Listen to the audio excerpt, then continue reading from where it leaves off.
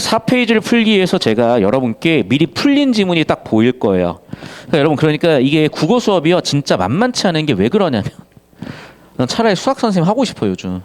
왜냐면 수학은요 바뀌니? 안 바뀌어. 야 피타고라스 정리가 뭐 씨발 바뀌냐? 안 바뀌어. 근데 국어는 존나 바뀌어요.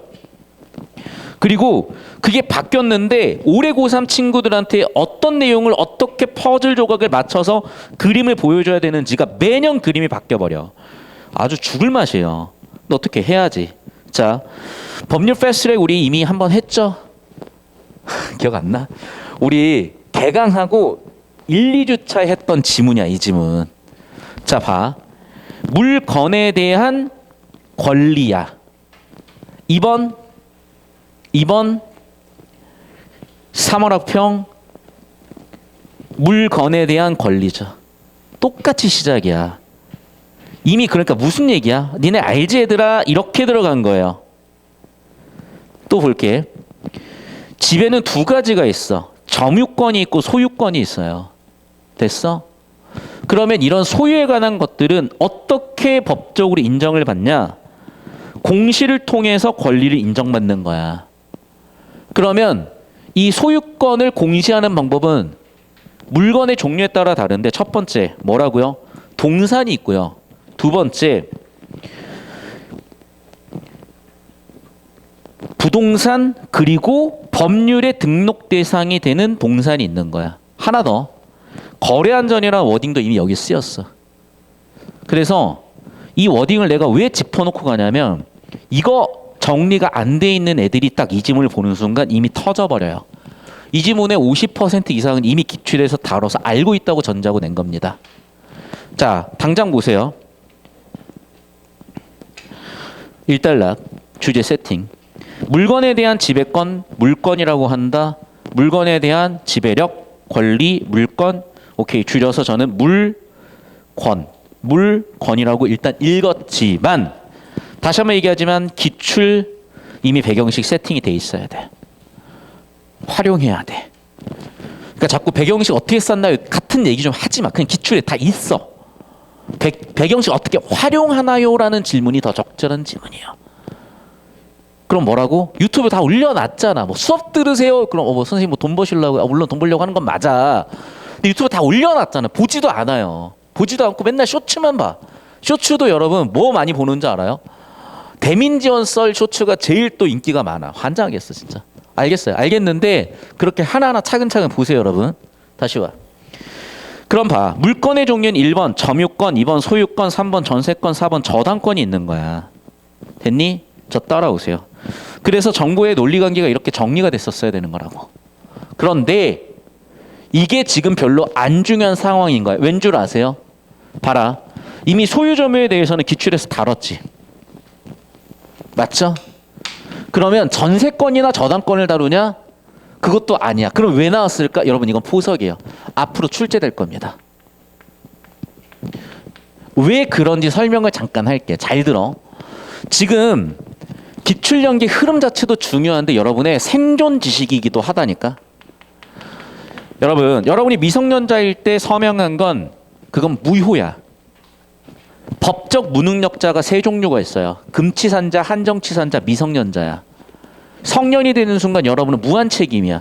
성년이 되는 0시, 00시, 00분, 00초가 넘는 순간 여러분은 사인하는 순간 무한 책임이야. 그럼 어떤 일이 벌어지냐? 여러분이 평생 번 돈을요. 이놈의 전세 사기로 당하는 겁니다. 지금 전세 사기가 몇 조 단위야. 그런데 전세 사기가 왜 중요하냐? 잘 들어. 여러분 돈 복사 공식의 전세는 필수입니다. 대한민국에서요. 그러니까 이번 기본적인 메커니즘을 이해를 못하면 그냥 나락이에요. 인생이 생존이 안 돼. 의식주의 주가 해결이 안 돼.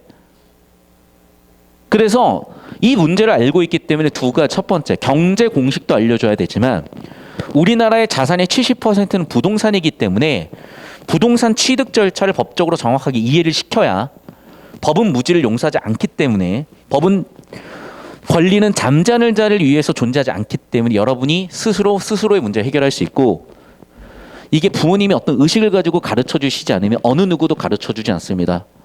여러분이 중개료 10억짜리 0.5% 냈어. 얼마 내니? 그럼 5천만 원이야. 5천만 원 중개 수수료 5천만 원 맞냐? 너무 많은데? 10억에 1%면 얼마야?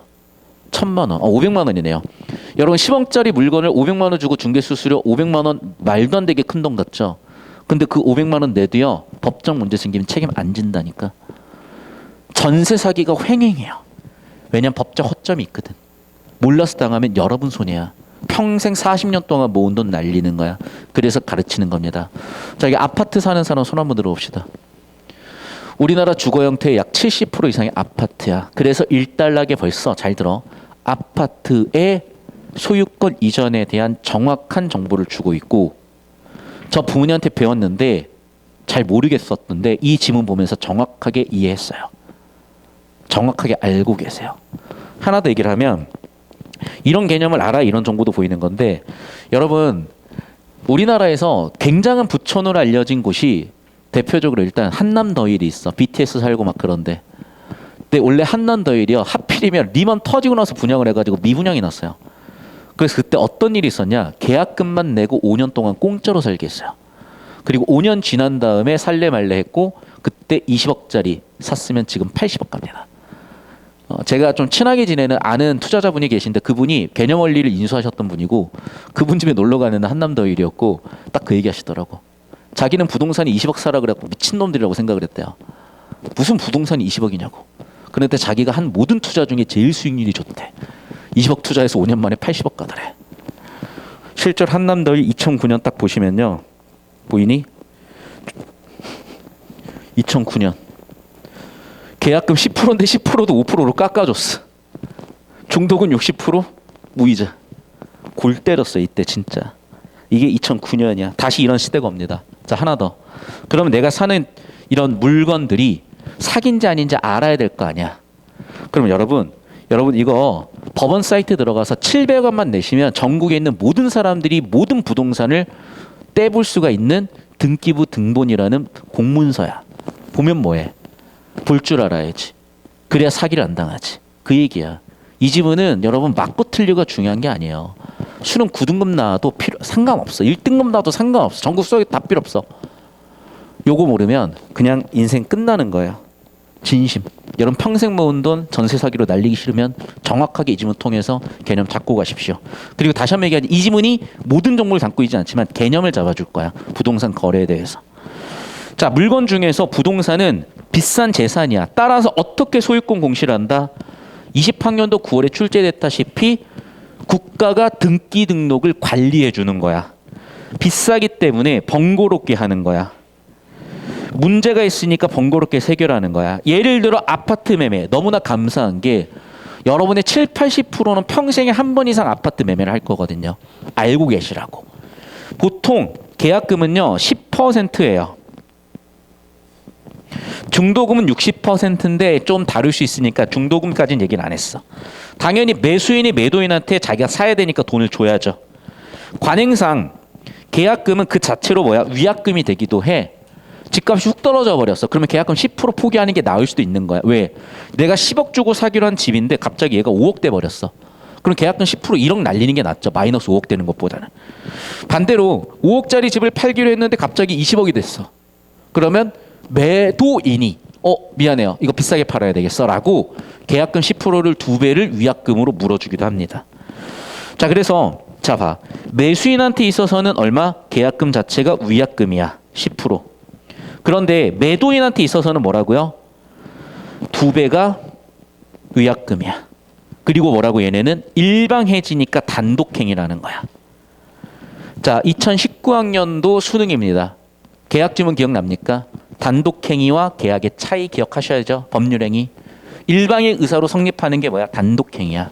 그래서 내가 여기다 정리를 해드린 겁니다. 녹색 박스는요. 기출로 이미 알고 있어야 되는 지식들이야. 됐어? 노란색이나 흰색은 여기 새로 나온 거야. 정리하면 이렇게 돼요. 우리가 부동산을 매매한다. 첫 번째 계약금 10%야. 일반적으로. 매수인이 주는 거죠. 그 자체로 위약금이야. 내가 계약을 파기하고 싶어. 계약금 줬고 계약금 내가 떼이는 조건으로 내 일방의 의사로 계약 해지할 수 있어. 반대로 파는 사람은 이미 10% 받았죠. 2배를 돌려주면 위약이 돼. 됐습니까? 일방의 의사표시로 되는 단독행위야. 자, 2단계는 이제 90%의 대금 중 일부를 지급하는데 그게 뭐라고? 중도금 지급이야. 중도금을 지급하는 순간 계약이 이제 진행되고 있는 거죠. 그럼 어떻게 돼? 계약은 단독행위가 안 돼요. 이제 쌍방이 합의를 해야 계약 해지가 될 수 있는 거야. 아시겠습니까? 이해해야지. 너희 집 안 살래? 의식 주 안 살래? 그래, 관심 없으면 그렇게 사시는 거예요. 누가 해결 안 해준다 이거. 남은 잔금 치르면 이제 끝난 거죠. 권리관계는. 맞잖아. 100% 돈을 줬으니까 이제 소유권 이전을 해줘야 되는 거잖아. 그럼 어떻게 돼? 매매 대금의 지급 마무리가 되면서 이제 둘 사이에서 권리관계는 정리가 됐지만 아까도 얘기했지만 부동산 어떻게 된다고요? 등기 등록을 통해서 소유권 이전이 되는 거야. 그러면 이제 4단계 뭐 해야 돼? 등기 등록을 해야 돼요. 됐죠? 자, 이제 그럼 어떻게 등기 등록을 해야 최종적으로 법적으로 인정받는 거야. 됐니? 그래서 여러분 부동산 계약할 때는 기억하십시오. 1단계 계약금. 여기서는 계약금 자체가 위약금이고 2배를 물면 매도인이 계약 해지를 할 수 있고 한쪽에 의사표시로 성립하는 단독행위다. 그런데 중도금을 납입하는 순간 일방의 의사표시로는 해지할 수가 없고 잔금까지 치렀으면 이제 돈을 다 치렀기 때문에 변제했죠.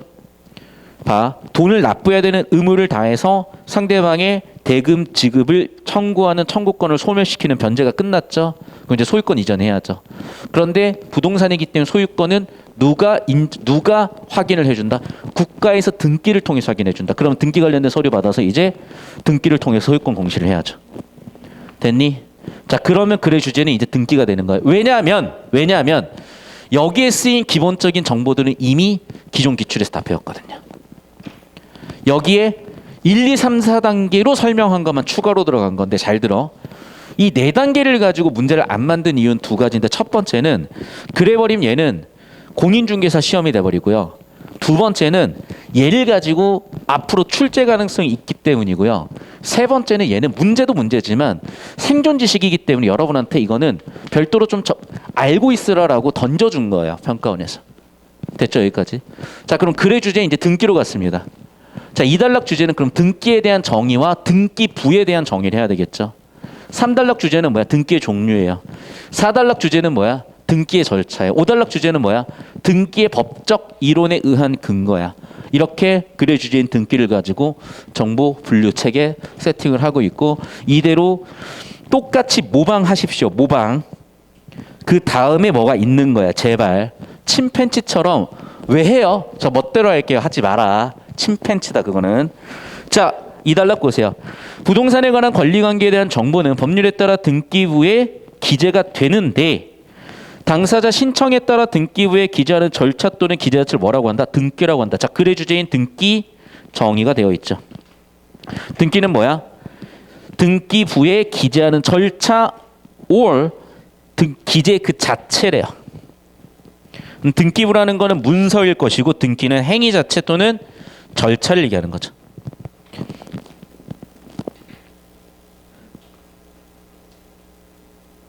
자, 그럼 봐봐. 첫 번째, 왜 공개할까? 내가 아까 얘기한 거예요. 내가 집 사러 갔는데 자기가 집주인이래. 확인을 해야죠. 몇 억대일 거야? 그러니까 누구라도 여러분 700원만 결제를 하시면 그 부동산의 등기부 등본을 떼볼 수 있습니다. 그래야지 사기 방지를 할 거 아니야. 오케이? 두 번째, 등기부 편성은 소유자가 아니라 그러니까 부동산에 관련된 물건에 대한 권리관계가 있어야죠.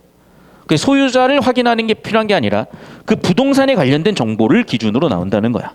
세 번째, 물건에 관련된 권리관계는 당연히 하나겠지. 그러니까 문서 하나로 관리하라는 거야.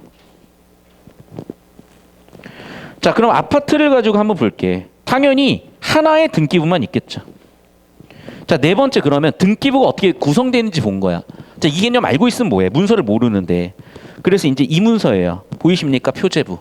보이십니까? 가구. 보이십니까? 을구. 이게 왜 중요한 줄 알아? 자, 너희가 5억짜리 집이래. 샀어. 을구를 볼 줄 모르잖아. 을구에 저당이 4억 잡혀 있어. 여러분이 인수하는 순간 그 4억의 권리관계는 여러분한테 이전됩니다. 그러면 나는 5억짜리인 줄 알고 샀는데 4억을 더 갚아야 되는 거야. 이해됐어? 뭐 말인지 이해가 안 돼요? 그런 사기들이 있다니까. 부동산이 대신 확인해주지 않아요. 여러분이 각구 을구에 있는 내용을 읽고 이해할 수 있어야 된다니까.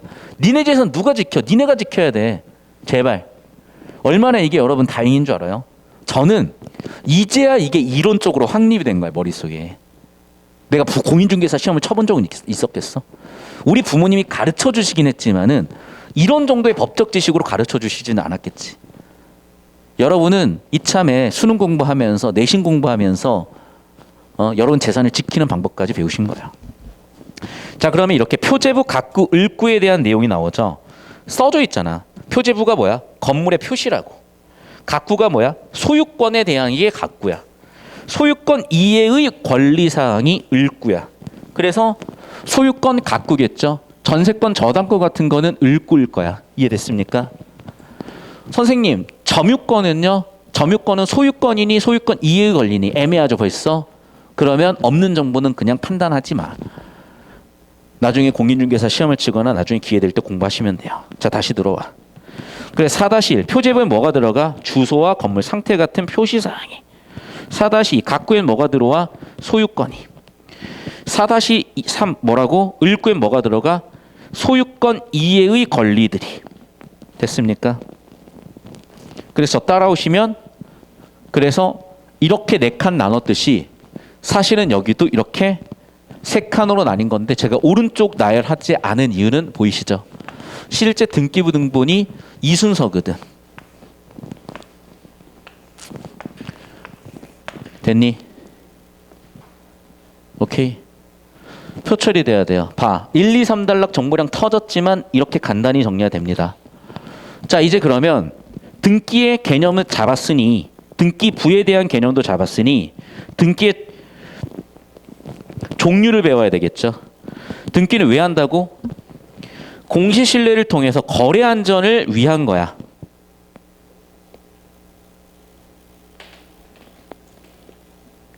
당연히 그럼 어떻게 돼야 돼? 진정한 권리관계가 반영돼야 거래 안정도 신뢰도 갖출 수 있겠죠.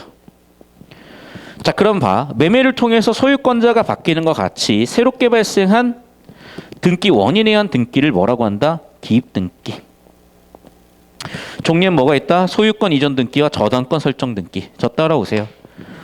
자, 3단락 주제 등기의 종류입니다. 기입등기는요. 등기 원인에 의해서 기입을 새로이 하는 것이고 소유권 이전이나 저당권 설정 같은 게 있대. 자, 그럼 배운 내용 적용해보자. 소유권 이전은 각구에 적용해야 되겠죠. 저당권 같은 소유권 이해의 권리는 을구에다 기재해야 되겠죠. 자, 두 번째 등기 종류는 경정등기가 있대요. 그럼 경정등기는 뭐냐면 여기 나와 있다시피 뭔가 불일치한 내용이 왜? 오차 같은 게 있어서 오류 같은 게 있어서 불일치했을 때 바로잡기 위한 등기가 경정등기고 경정등기는 첫 번째 부동산이나 등기 명인의 표시 자체를 경정하는 등기 또는 저당권 설정 등 전세권 설정 등을 경정하는 권리 경정 등기가 있대. 그게 실체와 불일체의 해결하는 게 경정 등기고 아마 표시 내용을 경정한다면 표제부를 바꿀 것이고 소유권을 제한 권리는 을구 권리관계에 넣을 것이고 잠깐만 소유권도 권리관계에 해당할 것이고 등기자의 이름을 바꾸는 게 각구 아니야? 자, 처리 불가능한 정보들, 정보량이 불충분한 정보를 괜히 처리하지 마십시오. 그런데 일단 배운 내용 적용하자면 소유권 이전은 각구, 나머지 권리는 을구, 정보, 표시사항은 표제부, 소유권 이해의 권리관계는 을구 이렇게 정리는 될 거니까 3단락까지 내용은 이렇게 처리가 됐습니다. 4단락 볼게요. 힘들어도 좀만 집중합시다.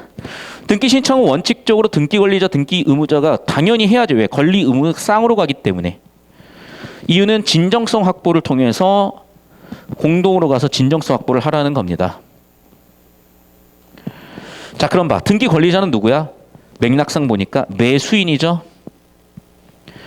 등기 의무자는 매도인이겠죠. 그럼 당연히 공동으로 신청해야 되는 게 일반적이지만 왜 이게 일반 상식과 다른가? 아까도 얘기했지만 위임받아 처리했기 때문이래요. 됐니? 좀 저 따라와. 당연히 그러면 매도인과 매수인 간의 권리관계에 대한 새로운 권리관계가 생겨난 것이기 때문에 같이 가야 되지만 위임을 하기도 한다는 거야. 여기까지 됐죠? 자, 그럼 이제 등기의 개념은 끝났어. 이제 뭘 해야 돼? 얘들아, 고개를 내리고 있을 일은 주무실 일밖에 없어요. 주무셔도 상관은 없어. 여러분이 주무시는 건 내 잘못이라고. 집중은 해야 돼. 근데 지문이 없다 얘들아. 지문은 혼자 집에 가서 보는 거야. 수업 들으러 왔잖아. 수업 들어. 지문이 없어. 지문 보고 고민하는 건 집에 가서 혼자 하는 거야. 수업 들어. 자, 이런 법적인 것들은 법 이론에 의해서 지지를 받아야 돼요. 두 가지 요건이 있어. 성립 요건주의와 대항 요건주의. 자, 그럼 질문. 우리나라에서 채택하고 있는 건 뭐죠? 어제 1등급 학생이 질문을 했는데 얘는 내가 순간적으로 맞아 해버렸는데 다시 보니까 틀렸더라고. 자, 질문. 봐. 성립 요건주의를 채택한 우리 법제. 이거 OX. 판단해봐. 그러니까 내용일치로 풀지 말라는 게 이런 거예요. 내용일치를 풀잖아. 정보관계 안 보이니까 대가리 터지는 거야. 판단해 빨리. 성립 요건주의를 채택한 우리 법제. 맞아 틀려? 오케이. 자, 이거는 지문을 봐. 여기 있어 여기. 우리 법제 여기 있죠. 맞잖아. 앞에 뭐 대항 요건주의도 있고 앞에 성립 요건주의도 썼어. 자, 좋아. 12번에 5번 선지. 자, 30초 드립니다. OX. 자, 여기. 성립 요건주의를 채택한 우리 법제 OX 판단해봐. 아, 세모? 오케이, 세모 가능. 오케이, 세모 가능. 30초 드립니다. 빨리 해. 이제 이번에는 머리를 박아야죠. 이제 이번에는 내 왁구가 아니라 이제 지문을 보시면 됩니다.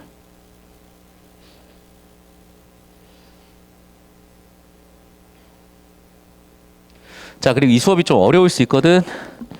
12시 반 고1 수업으로 병행하십시오. 고1 애들도 내신도 내신이지만 수능을 미리미리 좀 정리해놔야 돼가지고 독서 한두 지문 항상 끌고 갈 거야. 잘 따라오시고, 좀 여러분 기본기 약한 친구들이 많이 보여서 제가 그거는 고1, 2하고 통합반 진행하면서 챙겨드릴게요. 자, 12번에 5번 선지 성립 요건주의를 채택한 우리 법제. 우리 법제는 성립 요건주의를 채택했다. O다손. 번쩍 들어 번쩍. X다손. 세모다손. 둘 중 하나야. OX. 자, 다시 O다손. X다손. 오케이. 반반이죠? 봐. 내가 내용일치 하지 말라는 이유 알겠지? 근데 내용일치 됐지. 그러니까 배워야 된다고요. 잘 봐. 5단락 간다. 아이고. 등기의 효력을 결정하는 것과 관련하여 두 가지 원칙이 있는데, 첫 번째, 공시를 갖추지 않은 이유. 제3자의 관계에서는 물론 당사자 사이에서도 효력이 없다라고 본대요. 이게 뭐야? 성립 요건주의야. 반면 계약이 완료되면 당사자 간에는 생겨. 다만 공시가 안 갖춰졌으면 제3자한테는 안 생겨. 됐어? 자, 그럼 봐. 이거 다시 표 처리해봐. 여기 10초 잡아주세요. 그리고 일로 와. 여기 이렇게 정리하면 안 돼. 표 처리해야 돼. 불명확해 이렇게 하면. 이렇게 정보 처리를 하면, 자, 이제 저한테 오세요. 단순한 정보 나열이야. 오케이? 여러분, 자, y절편 -2고 x절편 1인 1차 함수야 라고 하면 줄글로 들으면 뭐야 씨발 이렇게 되지만, 그냥 간단하게 눈에 직관적으로 확 보이잖아요. 무슨 말인지 알아? 그러니까 그런 얘기예요. 지금 자꾸 텍스트 정보로만 처리하는 게 아니라니까. 표 처리해요. 30초 드립니다. 1분 드립니다. 시작. 표 처리 최대한 하시고, 그 다음에 제가 녹화 영상 끊지 마. 제가 잡아드릴 건데 비교를 하셔야 돼. 텍스트와 이 정도 정보 처리 완벽한 처리에 있어서. 여러분이 손으로 쓰셔가지고 비교하셔야 돼.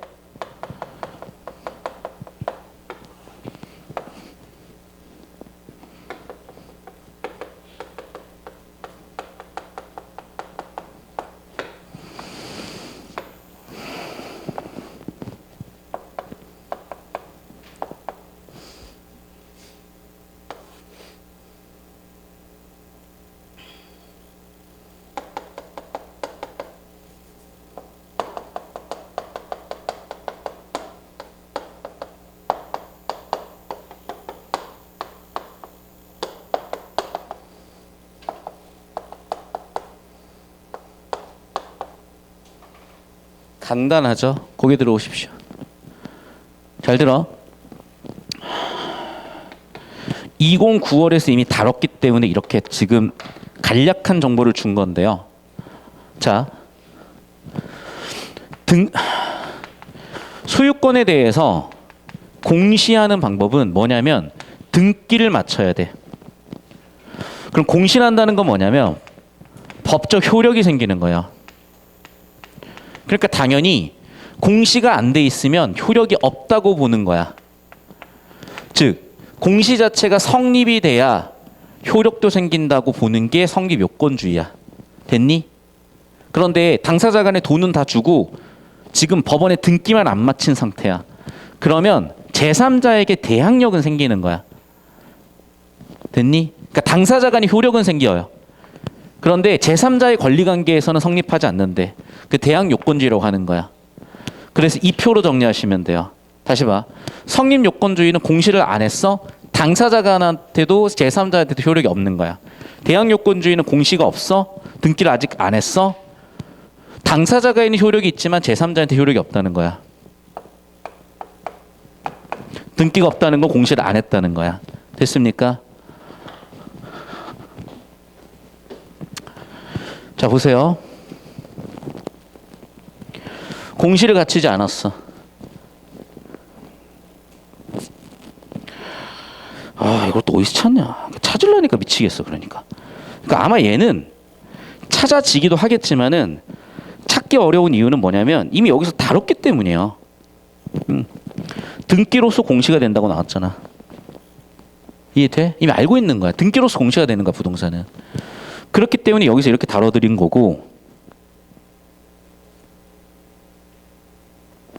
그렇지. 다시 한번 정리하면 부동산은 등기로서 공시를 하고 공시가 없어? 당사자 사이에도 효력이 없어. 당연히 제3자도 효력 없겠죠. 됐어? 그게 성립 요건주의야. 저 따라오세요. 그래서 성립 요건주의는 뭐라고? 등기가 안 됐어, 공시가 안 됐어, 당사자 효력은 물론 제3자 효력도 없다야. 대항 요건주의는 공시 안 됐어, 당사자 간의 효력은 있지만 제3자에 대한 효력은 없다야.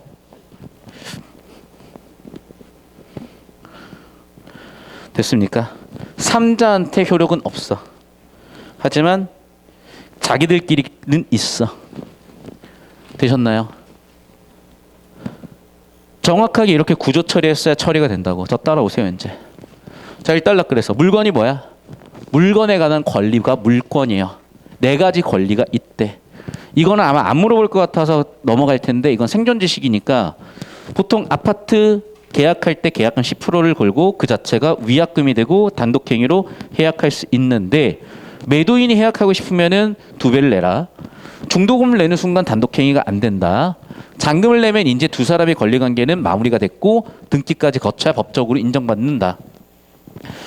자, 등기라는 건 뭐냐면 등기부에 기재하는 행위 자체를 얘기하거나 혹은 기재 내용을 얘기한다. 등기부는 문서로서 법률관계가 기록이 된다. 당연히 피해자를 보호하기 위해서 또는 사기 방지하기 위해서 공개해야 되는 거고 부동산을 기준으로 기록이 되고 부동산 하나당 등기부는 당연히 하나가 있어야 되겠죠. 권리관계가 여러 개 아닐 거니까. 구체적으로 등기부는 표제부와 각구, 을구가 있는데 표제부에서는 주소라든지 건물의 상태에 관련된 표지사항, 각구에서는 소유권 관련된 거, 을구에서는 소유권 이해의 권리관계. 저기 나와 있듯이 전세를 들어갔다든지 돈 빌려주고 저당을 잡혔다든지 하는. 등기 종류는 기입근자 경정등기가 있는데 경정등기는 뭔가 잘못된 내용이 있을 때 오차로 인한 오류로 인한 잘못된 정보가 있을 때 고치는 것이고 기입등기는 등기 원인이 생겨서 뭐 소유자가 바뀌었다든지 저당권이 설정됐다든지 하는 경우에 기록을 한다. 등기 절차는 당연히 권리자와 의무자 둘 다 가야 되지만 위임을 받기도 한다. 등기의 법적 근거는 크게 2가지가 있다. 됐습니까? 여기까지? 됐어 여기까지? 다시 한번 얘기하면 성립요건주의는 등기 안 되면 당사자 효력도 없고 제3자 효력도 없어. 자, 그럼 봐. 우리나라는 성립요건주의야? 아니야. 등기부에 기재되어 있을 때 소유권 취득이야. 추론해봐. 등기가 돼야 취득이야. 그러면 뭐니? 대항요건이니? 아니면 성립요건이니? 엄밀하게는 알 수 없음이 더 정확한 표현이에요. 엄밀하게는. 왜? 자, 봐. 지금 등기가 이루어지지 않은 경우에 대한 얘기죠. 맞지? 등기가 이루어지면 여러분 생각을 해봐. 아니, 등기가 생기면 당연히 효력이 생기지. 등기가 생기면 당연히 효력이 생기는 건 당연한 거예요. 됐니? 그러니까 당연한 얘기를 한 거야. 우리나라 법제에서는 등기가 생겨야 효력이 생긴다. 등기가 없으면 효력이 없다. 봐. 그러니까 좀 더 어디 쪽이야? 이쪽이죠. 등기가 돼야 효력이 생긴다. 등기가 없으면 효력이 없다. 등기가 없더라도 당사자 간의 효력이 있다. 됐어? 그러니까 이게 언어 형식으로 봤을 때는 이게 약간 확률적인 거거든요.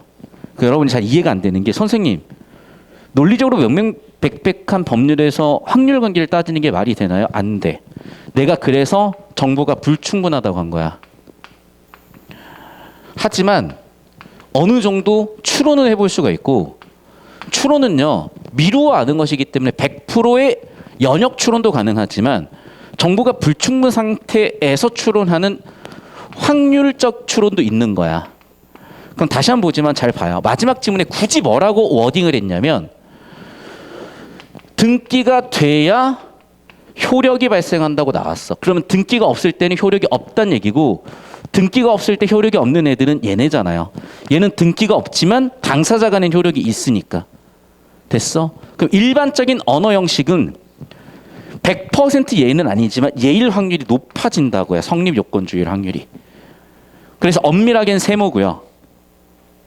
확률적으로는 성립 요건주의인 거야. 알겠니? 일단 필기를 해두십시오. 10초씩 잡아주세요.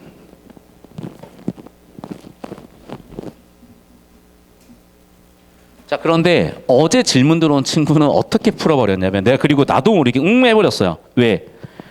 여기에 뭐라고 나와있냐. 대항요건주의 우리법제 나와버리니까 얘는 우리법제가 대항요건주의라고 읽어버린 거야. 이게 실전에서 바쁘고 정신없을 때 내용일치로 풀면요. 이게 뭉탱이로 보인다니까 이렇게. 이해를 안 하고 그냥 눈으로만 정보 확인한 거지. 그럼 걔는 뭐가 틀렸대? 이게 틀렸네요. 그래서 5번 이렇게 풀어버린 거야. 이해됐어? 그러니까 내가 내용일치 좀 하지 말라는 게 그 얘기야. 말도 안 되게 풀었는데 정답은 맞아먹잖아요. 그러니까 자꾸 오류가 끼는 거야. 사고 과정에 자꾸 잘못된 사고 흐름이 끼어들어서 실력을 계속 끌어당겨 버리는 거예요. 그래 발치독하면 안 돼. 아까 기억납니까? 고전소설? 좀 이따 볼 건데 이거 내용일치로 풀잖아요. 아무리 봐도 이해가 안 돼. 왜? 총론이 알잖아. 알잖아요 여기. 매복사이도 알잖아. 아는데 왜 모른다 그래? 틀렸네? 이래버린 거라고. 근데 정답이 맞는 거 2번이거든. 이 씨발 뭐야? 미치는 거죠. 내용일치로 풀지 말라는 게 이거야. 1페이지부터 나왔잖아. 내용일치로 풀지 말라고. 어떻게 될지 모르겠어. 배운 대로 하세요 그냥. 모방하세요 모방. 모방하세요 모방. 알겠어? 이 지문이 진짜 이 3월 학평이 진짜 이런 부분에서 정말 깔끔하게 잘 설계를 했어요. 첫 번째 문제. 소유권과 같은 아이 씨발 정답 1번 끝이잖아. 황당하잖아요. 봐봐. 소유권이 뭐야? 물건의 종류잖아. 하나. 물건 4가지가 있었지. 그러면 그 중에 하나의 예시인 소유권 같은 거는 뭐라고? 그래. 물건의 지배력 같은 권리. 그러니까 물권이라고 한다고? 야, 그대로 이거 첫 줄인가에 그대로 박혀 있었잖아. 점같이 뒤지게 높았고. 끝이네 뭐. 그러니까 내용 처리를 정확하게 한 친구들은 확신을 갖고 1번인데 이제 애매한 애들은 몰라. 불안해. 그 2번 선지부터 존나 봐. 그럼 어떻게 되는 줄 알아요? 단어 하나 잘못 봐서 틀린다고 이제. 보나마나 그래. 제발 좀 여러분. 보지 말란 얘기가 아니라 정보를 정확하게 처리했어야 되는 거. 정확하게 처리한다는 게 내용 일치를 꼼꼼하게 하라는 얘기가 아니라 주제 구조 구조도. 알겠어요? 내용 일치하면 안 돼. 이제 문제 풀면서. 주제 구조로 다 풀려야 되고 최종 확인 작업을 내용 일치로 하는 거지. 내용 일치로 이거 정답이구나 하면 안 된다고. 거기서 오류가 다 발생해요 보면. 2번 선지. 부동산에 관한 점유권, 소유권 같은 사항 봐. 소유권은 확실하게 갑구죠. 소유권 제외한 거니까 점유권 을구인가? 갑구인가 잘 모르겠어. 등기부에 을구에 기재된다고요? 아니 소유권은 갑구라니까 확실히 틀렸죠. 이런 느낌이야. 됐어? 그러니까 점유권은 모르더라도 왜? 소유에 관련된 권리가 점유권이 있고 소유권이 있잖아. 그래서 이 부분은 함정을 판 거예요. 내용일치로 확인이 안 되게끔. 알겠니? 근데 얘는 확실하게 갖고라는 게 확인이 되니까 갖고 해야죠. 얘는. 점유권은 몰라도. 3번 선지. 등기부의 편성은 진정한 권리관계를 반영할 수 있도록. 맞아. 권리자가 아니라 물건이죠. 물건. 물건에 관한 권리잖아. 그럼 당연히 물건 기준으로 해야지. 4번 선지. 등기부에 관련된 당사자만 신청이 아니라 공개돼야죠. 이단락의 첫 번째 정보였죠. 이단락의 두 번째 정보였죠. 이단락의 네 번째 정보였죠. 봐. 결국 뭐야? 1, 2단락 주제 원리 가지고 설계를 했구나. 하나의 물건에 성립한 여러 물건을 왜 여러 개로 표시하냐고요? 하나면 하나지. 됐죠? 얘는 2단락의 세 번째 정보죠. 어머나 1, 2단락 핵심 정보, 즉 등기부에 관련된 정보를 세팅을 딱 해놨구나. 결국에는 주제, 구조고, 글의 주제는 뭐야? 등기죠. 그럼 등기에 대한 개념은 어디에 세팅돼 있어? 1단락, 2단락, 1, 2단락 주제 구조구나. 끝. 이 느낌이야. 그냥 이 느낌을 모방하시면 돼요. 모방 지문은 저녁에 풀게요. 좀 난이도가 있어요. 해야 될 얘기도 좀 있고. 자, 두 번째 문제 갑니다. 기억에 대한 이해요. 기억이 뭐였어? 기억 어딨냐? 아파트 매매. 그러네. 1단락에 죄를 낸 이유는 보였죠. 이제 내가 얘기했지. 4개 내지 6개 정도의 정보 군집이 보이면 얘는 뭐라고? 독립문항이라고. 여러분한테 독립문항 하나 이렇게 냈네요. 그리고 항상 얘기하자면 생존 지식이다 여러분. 아파트를 한 번은 살 거 아니야 여러분이. 자 그럼 봐. 이거 4단락에 등기의 절차에 대해서 얘기했던 것 같고, 그렇지. 매수인이 등기 권리자였죠. 그리고 등기 신청을 위임받아서 자기들이 등기소 가서 등기할 수 있었죠. 법원 가서 등기할 수 있었죠. 정답 2번 끝이죠. 매수인은 이제 새로 생긴 권리자잖아. 끝. 됐니? 핵심 원리 이해했고 4단락 절차에 대한 내용을 1단락과 연결지을 수 있었다면 바로 정답 2번 끝인 거예요. 개 쉬워. 그러니까 얘들아. 주제구조만 똑바로 잡히면. 제발 이상한 짓 좀 하지 마. 발췌도 그만해. 제발. 발췌독 하는 지문들 아니야. 제발 그렇게 문제 풀린다고 착각하시면 안 돼요. 여기서 발췌독을 하니까 어떻게 돼? 우리 법제 뭐지? 대항요건주의인가 이러고 있는 거야. 정답 5번이네. 근데 씨발 또 맞아. 미치겠어 진짜. 뭐야 우리 법제는? 알 수 없음이야. 엄밀하겐. 왜? 등기부에 명의가 기재되었을 때 소유권 취득이라니까. 그런데 대항요건주의도 그렇고 여기 나와 있는 성립요건주의도 그렇고 둘 다 뭐야? 등기로 권리관계 발생하는 건 둘 다 공통이야.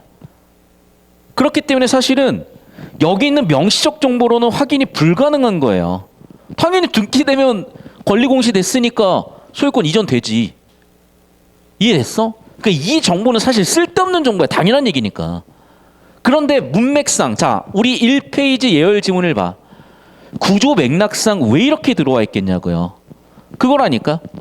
자, 두 개의 정보 논리 구조를 보자고. 어떤 차이가 있어요? 등기가 되면 당연히 효력 발생이야. 등기가 안 됐을 때 얘도 당연히 효력 발생하지 않는데 대항요건주의는 당사자 간의 효력은 인정해 준다며. 이해됐어? 우리나라 법제에서는 그럼 뭐래? 등기부 기재돼야 효력 인정이라며. 그러면 명시적이진 않지만 확률적으로 등기 기재 안 됐어? 효력 인정 안 된다? 즉 뭐에 좀 더 가까울 확률이 크다? 성립 요건주의에 가까울 확률이 크다. 문맥 언어 형식을 봤을 때. 따라서 얘는 성립 요건주의가 맞는 거죠. 사실은 오히려 맞다 쪽이죠. 그런데 다시 한번 얘기하지만 얘는 일단 둘 중 하나야. 최소한. 왜? 내용일치로 봐도 얘는 확인 불가야. 구조를 따져보면 성립 요건주의의 확률이 좀 더 큰 거야. 됐어? 그러니까 판단을 해도 둘 중 하나로 판단해야 되는데 적당히 내용일치하니까 5번 같은 데서 틀렸네? 159 풀었는데 또 정답은 맞아버리니까 애들이 착각을 하는 거죠. 내용일치로 풀린다고. 아니야. 이쪽에서 판단 불가능한 거 원칙적으로. 자 그럼 봐봐. 자, 성립 요건주의는 다시 한번 뭐라고요? 등기를 해야 모든 효력이 발생이라니까. 등기를 해야 모든 효력 발생이야. 계약이 완료가 아니라 등기로 소유권 공시야. 등기로 소유권 공시라고. 소유권 공시를 해야 효력이 생기지, 이 사람들아. 됐어? 계약의 완료로 소유권 취득이 아니라 등기로서 소유권 취득이야. 됐습니까? 등기로서 소유권 취득이라고. 이렇게 논리구조 잡아서 5번이 틀렸구나로 가야죠. 등기로서 소유권 취득이라고. 등기로서 소유권 취득. 왜? 그대로 나왔잖아. 뭐라고 나와 있어? 등기로서 소유권 취득이라고. 그냥 단순하게 그렇게 푸시면 되는 거예요. 뭐라고? 등기로서 소유권 공시했다고. 등기로 소유권 취득했다. 그러면 그냥 5번이잖아. 근데 이걸 자꾸 5번 선지를 떼서 내용일치로 가니까 쓸데없이 성립요건주의인지 아닌지를 판단 안 해도 되는데, 심지어 엄밀하게는 판단이 불가능한데 판단을 해버리잖아요. 여기서 오류가 자꾸 끼는 거야, 머리에. 다시 한번 얘기한다. 잘 들어. 여기서 성립요건주의를 채택했는지 아닌지는 알 수 없음이라니까. 왜? 지금 마지막 단락은 공시 아닌 상황만 가정해서 두 가지 요건을 나눴기 때문에 등기를 한 경우 어떻게 된다는 정보만 나와 있는 거 가지고는 판단이 안 돼야 정상이라고. 자꾸 이상한 추론 좀 하지 말고 내용 일치 좀 하지 마. 그런데 주제 구조를 확실하게 잡으면 보이는 이유는 왜? 우리나라 같은 경우는 어떻게 하니? 등기부에 명의가 됐을 때, 즉 등기가 됐을 때 소유권 취득이라니까. 그럼 뭐라고 해야 돼? 우리 법제에서 등기가 돼야 소유권 취득이라고. 계약의 완료가 아니라. 정답 5번이지 그러면. 계약의 완료가 아니라 등기가 소유권 취득하게 만든다고. 끝! 이렇게 간단하게 풀리는 걸 왜 자꾸 내용 일치를 하고 오류를 발생시켜서 잡다한 사고 과정이 머릿속에 껴서 이럴 때는 맞고 저럴 때는 틀리고 왜 스스로를 문제를 꼬아버리냐고요. 그래서 주제구조 잡으라는 거야. 간단하게 우리 법제는 등기를 해야 소유권 효력 발생이야. 계약의 완료가 아니라. 등기를 해야 소유권 취득이야. 끝. 계약이 아니라. 끝. 이렇게 푸는 거예요. 제발 그래서 잘 들어. 이거 잡다한 거 싸그리 다 치워. 뭐라고? 등기를 해야 소유권 취득이야. 그럼 봐. 이 잡다한 게 다 필요 없어져요. 이 잡다한 게 다 필요 없어진다고. 뭐라고? 계약의 완료로 소유권 취득 아니고 등기로 소유권 취득이라고. 끝. 이 간단한 문제를 왜 스스로 꽈가지고 이상한 문제풀이에서 이렇게 푸는 거 맞나요? 아니야. 아니라고. 됐죠?